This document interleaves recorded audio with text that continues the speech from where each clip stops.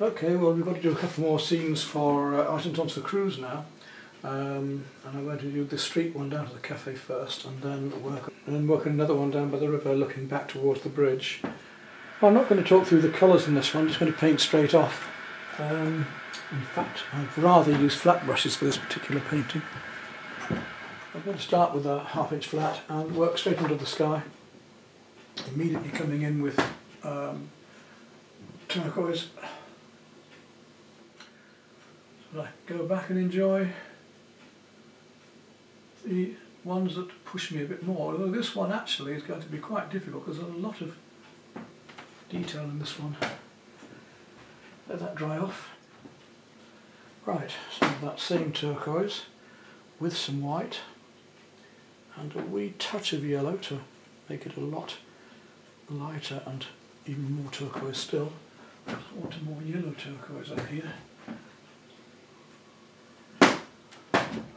Blend it in impressionist style in little strokes here, and pinker and with that sky there. There we go. And that's going to come down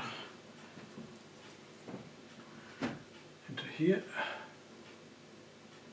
Be a little bit darker in there in just a moment. Let's just get this colour established. Still some of my drawing just through this. I don't want to lose the drawing. I'm going to go back to my blue a bit now and work some of that blue into here.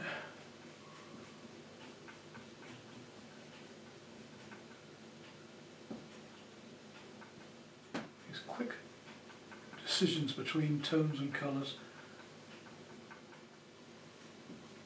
So blue and brown will give me a grey, and I'm mixing blue and brown here to give myself this lovely grey down here with a little bit of pink into it, just a little bit of fraction.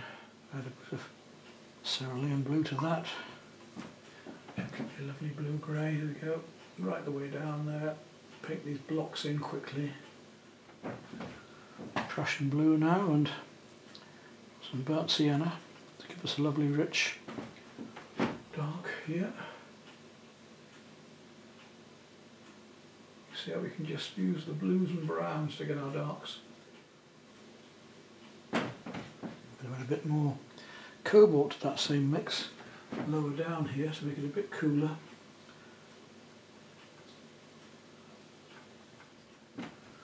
So we're going to use glazes as well for this, so I can get these basic shapes and colours worked out.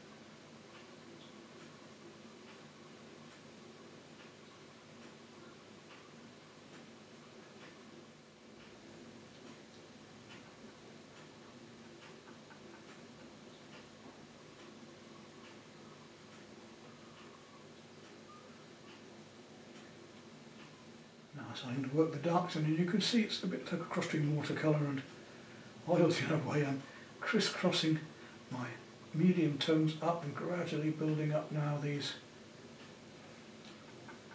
darks around the mid-tones. But I think I'm almost going to have to come down to smaller brushes now and work my lighter colours. So keeping on the flat brushes still. Let's just start on some of these highlights now and see how it goes. A little bit of light can affect it so much, so strongly, it's great. Watch out for texture, make your marks always about what you're seeing there. So if there's little crisscrosses and some chairs or some background, then we need to do that.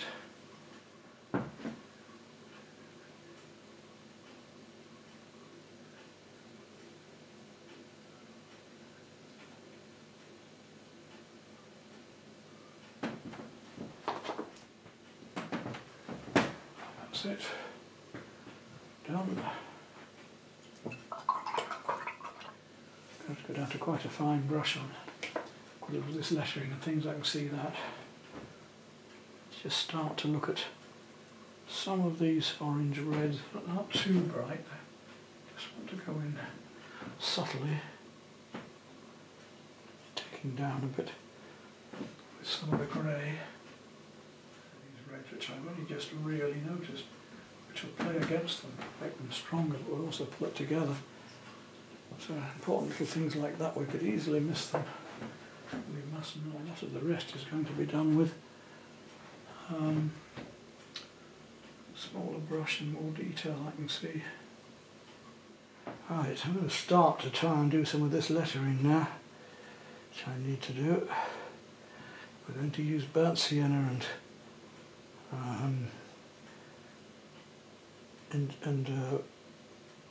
and use Prussian blue and burnt sienna for that. It'll give me a sort of greeny brown, which that didn't quite. So what we'll do is we'll remove it and do it again. Lettering's always a bit of a bugger, which is actually about the same place, just the lettering spreads out a bit. There we go. Well, it's not a huge painting and they don't fit a lot of money when they're not that big, but there's a lot of work in it.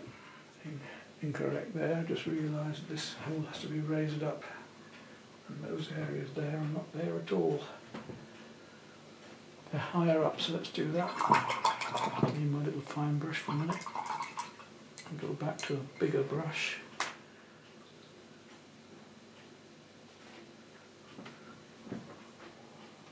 Better. I've got to work out those lighter bits.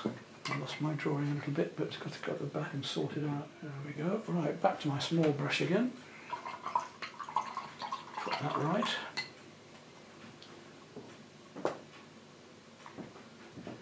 And I need to continue with the lettering down here. Ah yes, I need that big brush again.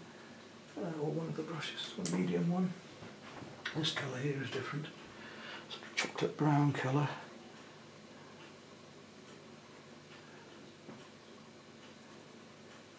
Get that right. A little bit like that. Take some ivory and put it with that pink. Just see if we can create the feeling of lettering here. Is that light enough? Yes, just.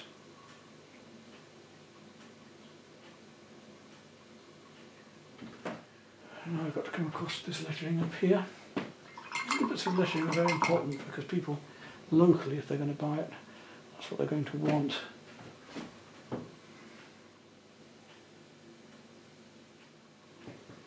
And then it's going to be highlights. So have I got all the lettering in I need? I think so. Right, what I need to do now is come back in with a few more of the lights.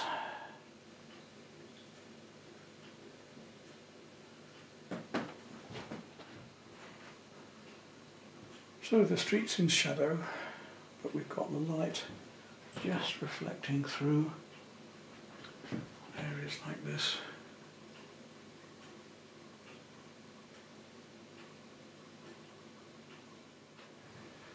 Lights against darks and darks against lights, just pick out some of these shadows and highlights. I think that painting is about done. There we go, you see what I mean? Don't usually use black, but I do on these ones more because black just gives it that little lift at the end. Bit of purple and black, just to bring out these colours a little bit more here and there. Whack on some varnish onto that, and I think we'll call that done. And we'll balance it with the signature and try and get another one done tomorrow, and that'll be that set ready for visiting the gallery again. Look at any highlights just might be needed here and there. Yeah, I'm just going to put in a couple more highlights just on a little bit of these.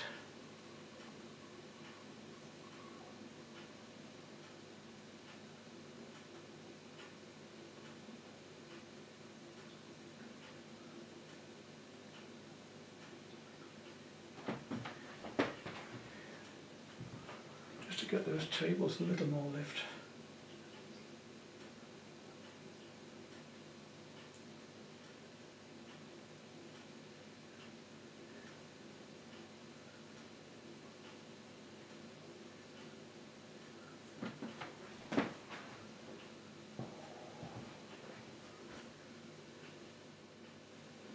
And maybe a wee touch on the tree here as well, which is a little bit lost in its concept. Same with this one behind him, it's got a bit lost here. Just like to reflect that sky just slightly more down here. I'm going to take a little bit of turquoise and just see if I can put a little bit of that sky coming into the, reflecting in the street a little bit more just down here. Right, let's give that a whack of varnish, photograph it and see how it looks, and we'll work on the next one.